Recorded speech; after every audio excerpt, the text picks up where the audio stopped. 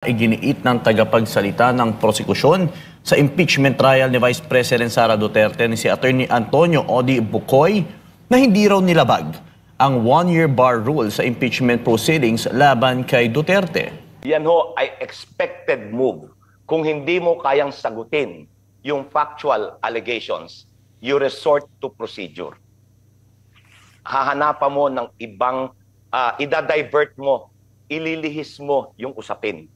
Yan ho ang nangyari dito. Inilihis ang usapin sa factual allegations of the complaint. Inilihis using procedural issues. Hindi ito yung bloodbath na inaasahan namin. Pero nonetheless, itutuloy namin ang paglalahad ng ebidensya sapagkat mahalaga na malaman ng sambayanan kung ano yung sakdal.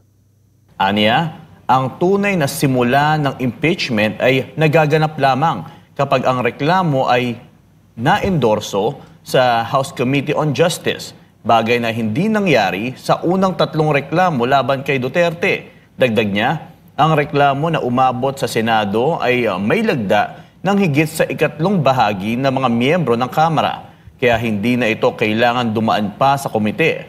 At sa ilalim ng 1987 Constitution, kung may sapat na pirma ang reklamo, ito na mismo ang nagsisilbing articles of impeachment at agad na pwedeng simulan ang paglilitis sa Senado. Kaya ani Bukoy, hindi daw nalabag ang one-year bar rule dahil wala namang naunang reklamo na umabot sa yugto ng formal na pag-e-endorse sa komite. Ano po palagay ninyo, attorney? Sapat ba ang paliwanag ng kampo sa prosekusyon na hindi nilabag ang one-year bar rule sa impeachment ni VP Sara? Unang-una, wala kang maaasahan nasasabihin ng tagapagsalita ng prosecution team na labag sa kanilang interest. Siyempre palaging pabor at pakontra sa kalaban. Natural lamang yan sa kanila. Pero natatawa nga ako dyan sa mga spokesperson na yan. Yung tatlong bagay spokesperson ng iba't ibang opisina. Yung sa House, yung sa prosecution team, at sa impeachment court, nagpapaligsahan sila ng galing eh. Pagkakataon na sumikat eh. Kaya mapapansin mo ano mga pinagsasabi nila para mapansin ng media. Pero suriin natin sa malumanay at malalim na pamamaraan yung mga sinasabi nila. Tingnan natin yung sinasabi niya sa impeachment na hindi lumabag. Matagal na ho natin. Sa programa natin, ulit-ulit na nga natin sinasabi yan. Yung wala pang impeachment sinasabi natin walang basehan ng impeachment complaint. At nung nagain nga ng isang impeachment complaint, tapos sinundan pa ng dalawa at yung pangapat, isa tayo sa mga nagsasabi na may problema kayo dyan. Yung one-year ban, hindi nyo sinusunod. Ang kanyang paliwanag, hindi naman dumaan sa committee rules yung tatlo. Kaya wala yun. Dahil ang sabi sa Ligang Batas, pag nakawa ka ng 2/3 vote, hindi na darating sa Committee on Justice, diretso na.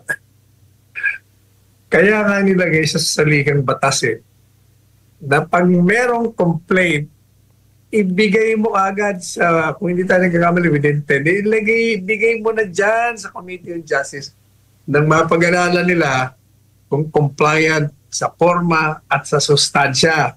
And then, kung hindi tayo nagkakamali, within 3 days, ibibigay mo na sa plenary para desisyonan nila kung ipapay nila o hindi.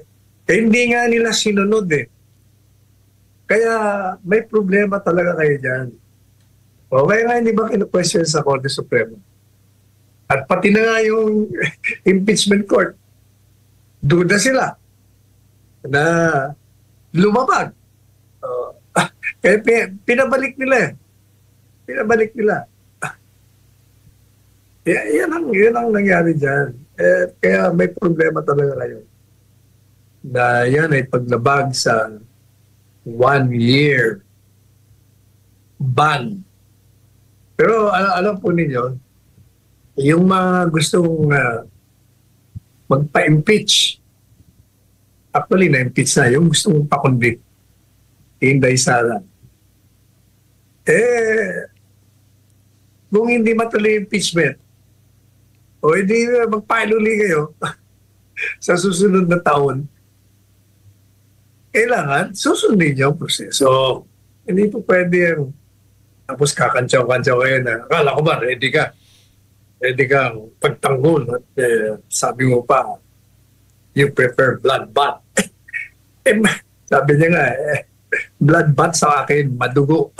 Ready ako. Ang problema, siniraan niyo ako ng siniraan. Kaya sinasabi ko sa inyong ready. Pero that presupposes that you're going to file the complaint in accordance with the Constitution. You cannot be violating the Constitution.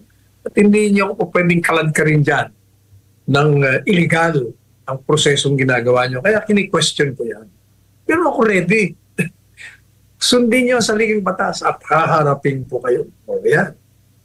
Kinu-question naman ni Vice President Sara Duterte ang kakayahan ng International Criminal Court na manghuli ng mga tinawag niyang Westerner. Alamin natin kung bakit sa report ni MJ Mondehar. Alam niyo ang kasama ni PRD? Mga black na French-speaking doon sa loob. Ganyan inilarawan ni Vice President Sara Duterte ang kalagayan ng kanyang ama na si dating Pangulong Rodrigo Duterte sa loob ng ICC detention facility sa the Netherlands. Sa harap ng daan-daang Pilipino sa Melbourne, Australia, sinabi ng Vice Presidente na puro African nationals ang kasama ng kanyang ama sa loob. Kinisyon naman ng pangalawang Pangulo ang saklaw ng kapangyarihan ng ICC at kung bakit mga akusado lamang sa mga maliliit na bansa ang kaya nitong usigin. Si PRD lang ang first Asian na kinasuhan ng ICC. And so, we ask, bakit walang Western cases? Batay sa record ng ICC, may mga inisyong warrant of arrest laban sa ilang Western-backed leaders, ngunit wala pang naipapakulong sa kanila. Noong Marso 2023, ipinag-utos ng ICC ang pagkaka-aresto ni Russian President Vladimir Putin dahil sa Russia-Ukraine War. Ngunit hindi epektibo ang warrant dahil nasa pwesto pa rin si Putin, maliban sa hindi rin miyembro ng ICC ang Russia. Sumunod naman noong November 2024 nang kinasuhan sina Israeli Prime Minister Benjamin Netanyahu at dating Defense Minister Yoav Gallant dahil sa malawakang pag-atake sa Gaza. Hanggang sa papel lang ang arrest warrant, lalo pat walang sariling pulis ang ICC. Kamakailan, iniulat din na binomba ng Estados Unidos ang ilang nuclear facilities sa Iran, habang nagpalitan naman ng missile strikes ang Israel at Iran na nagresulta sa pagkamatay at pagkasugat ng daang-daang sibilyan sa magkabilang panig. Kaya't muling iginiit ni VP Sara ang kanyang tanong sa ICC. And ano ba sinabi ng ICC? Wala. So bakit sila nakikialam sa isang presidente na ginawa lang niya ang trabaho niya para sa bayan? Para sa Diyos, sa Pilipinas kung mahal, MJ Mondehar, SM9 News. Ayun po, Attorney, ano pong masabi ninyo sa balitang ito? Well, hindi natin unang-una, yung kay Inday Sara, meron siyang batayan sa kanyang pagsasabi na yung ICC. Ang tinutugis lamang ay yung lahing itim, yung black race. Nasa brown race tayo, hindi tayo puti. Alam mo, as early as 2017, ako po ang nagpayo kay Presidente Duterte na umalas na dyan sa ICC ng ating bansa sapagkat napansin nga natin na ang tinutugis nito ay lang mga itim. Wala itong tinugis na puti. At saka napapansin natin talagang pinupolitika lamang. Kaya yung ginawa ni Presidente Duterte nung sinampahan at tinatanggap nila na sila may jurisdiction kahit na wala. Eh doon, nakita na natin na talagang hindi siya tatantala. Kaya ang payo natin kumalas. Kumalas nga tayo. Kaya kung ICC, ang kanyang reputasyon ngayon ay masama. Kaya pati Amerikano, tinanggal na yung pondo na binibigay sa kanila. Kasi ang ICC, nabubuhay lamang yan sa pondo ng mga miyembro. Pag walang pondo, walang mangyayari sa kanila. Kaya siguro, yung mga nandiyan sa ICC ngayon, pag-aralang mabuti, kung gusto nilang manatili ang kanilang organisasyon, suriing maigi ang kanilang mga patakaran. Bakit? Wala silang inuusing na puti.